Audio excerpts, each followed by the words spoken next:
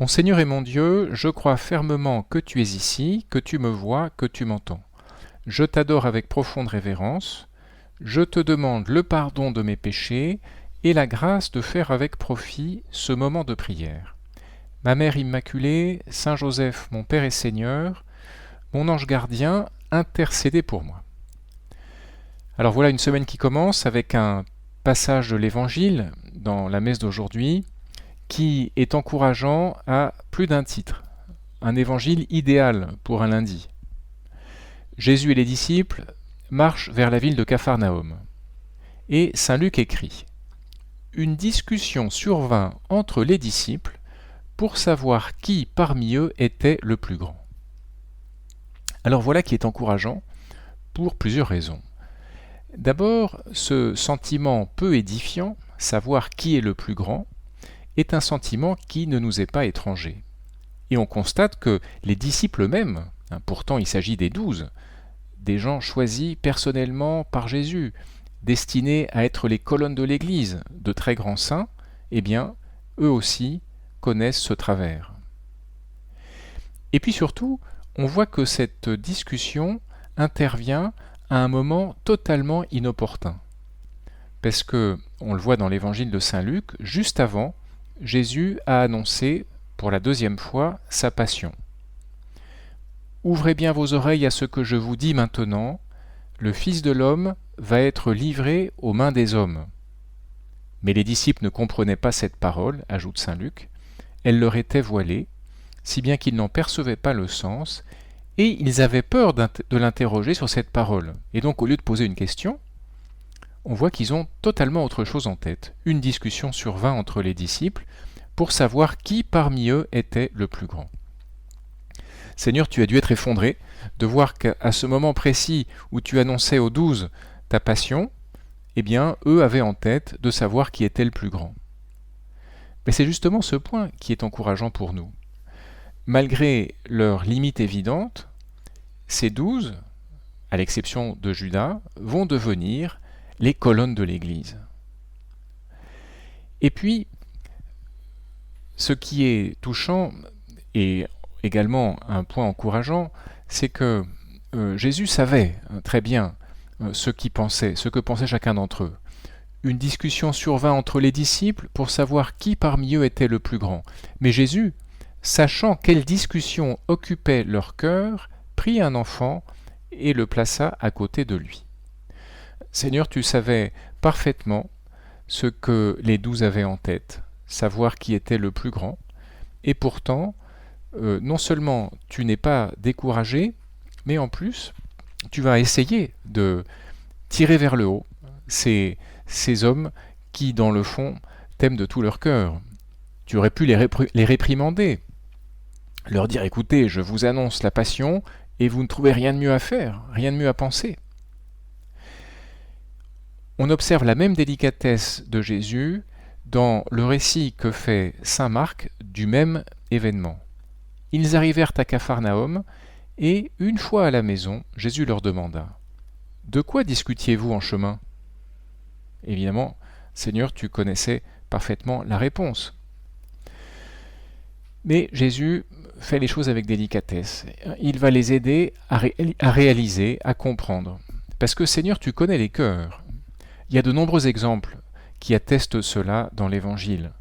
Peut-être un moment particulièrement éclairant, c'est un peu plus haut dans l'Évangile de Saint Luc, ce pharisien Simon qui invite Jésus à prendre un repas chez lui, et pendant ce repas, une femme entre, une femme très connue comme étant une pécheresse, qui entre en larmes et qui fait une onction sur les pieds du Seigneur.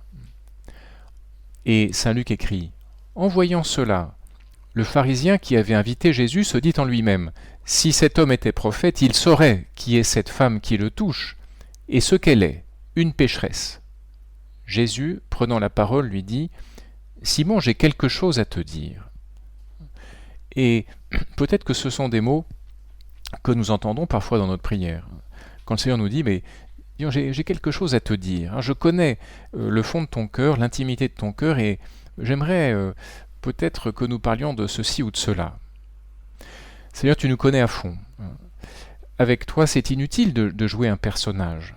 Tu connais nos intentions réelles, les secrets de notre cœur.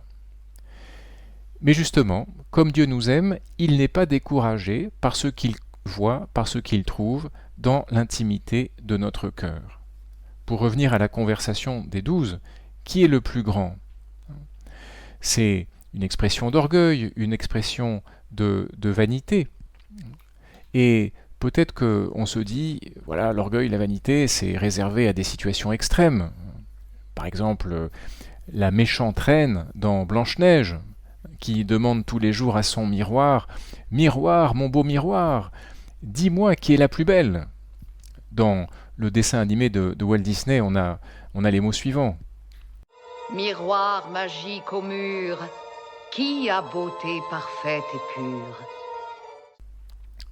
Ou bien dans la même veine, on pense peut-être à l'ère des bijoux de Gounod, rendu célèbre par la Castafiore. « Ah, je ris de me voir si belle en ce miroir !»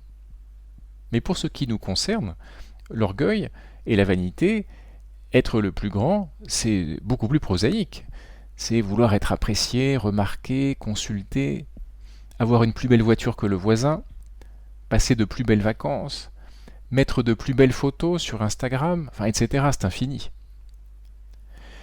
Et pourtant, cette question des 12 est dans le fond une bonne question. Seigneur, qui est vraiment grand à tes yeux? Qu'est-ce qui compte réellement en définitive? C'est une bonne question, nous devrions nous la poser, ou plutôt, Seigneur, te la poser directement. Et le plus tôt sera le mieux. Alors Jésus répond, avec cette pédagogie merveilleuse qui sait marquer les esprits. Jésus, sachant quelle discussion occupait leur cœur, prit un enfant, le plaça à côté de lui et leur dit « Celui qui accueille en mon nom cet enfant, il m'accueille moi. Et celui qui m'accueille, accueille celui qui m'a envoyé. En effet, le plus petit d'entre vous tous, c'est celui-là qui est grand. » Un enfant, quelqu'un qui est simple, qui est spontané, qui pose toutes les questions sans crainte d'être jugé, qui fait confiance. Souvenons-nous, les 12 avaient peur d'interroger Jésus quand il leur annonce sa passion. Un enfant, c'est celui qui ne pense pas qu'il est autosuffisant. Il a besoin de ses parents pour tout. Et nous avons besoin de toi, Seigneur, pour tout. C'est la pédagogie de Jésus. Cet enfant, ce geste simple qui synthétise tout le message de ce passage de l'Évangile. Saint Jérôme, un père de l'Église du 5e siècle, commente « Il n'a pas ordonné aux apôtres de revenir à l'âge des enfants, mais d'avoir leur innocence. C'est comme s'il avait dit, de même que cet enfant dont je vous propose l'exemple ne pense pas une chose pour en dire une autre. Ainsi, si vous n'avez pas cette innocence et cette pureté de cœur, vous ne pourrez pas entrer dans le royaume des cieux. » Tout ceci ouvre des perspectives, d'autant plus qu'un enfant, c'est ce que nous sommes par le baptême. Nous sommes fils de Dieu, enfants de Dieu. Alors Jésus ajoute, « Celui qui accueille en mon nom cet enfant, il m'accueille, moi. Et celui qui m'accueille, accueille celui qui m'a envoyé. » Accueillir Jésus, l'accueillir comme un enfant, l'accueillir comme quelqu'un qui ne s'impose pas. Jésus est Dieu, il est tout-puissant, mais il s'identifie à la faiblesse de cet enfant, placé au milieu des 12. Jésus attend qu'on l'appelle, qu'on accepte de lui consacrer un peu de temps. En effet, le plus petit d'entre vous tous, nous dit Jésus, c'est celui-là qui est grand. Alors en pratique, que faire?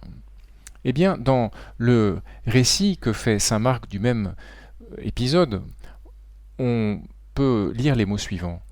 Si quelqu'un veut être le premier, qu'il soit le dernier de tous et le serviteur de tous. Et là, on pense à ces mots de Jésus. Le Fils de l'homme n'est pas venu pour être servi, mais pour servir. Donc, le plus grand, c'est celui qui sert. Alors, la plus belle illustration de cette manière de vivre, eh bien, c'est la Vierge Marie. Pensons à la simplicité de la vie de la Sainte Vierge qui a été une vie de service.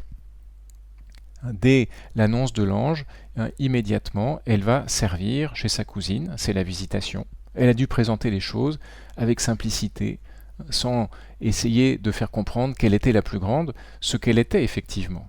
Eh bien, au terme de ce moment de prière, tournons-nous vers elle pour qu'elle nous aide à être des personnes qui sachent servir avec simplicité. Je te remercie, mon Dieu, des bonnes résolutions, des actes d'amour et des inspirations que tu m'as communiquées dans cette méditation. Je te demande de m'aider à les mettre en pratique.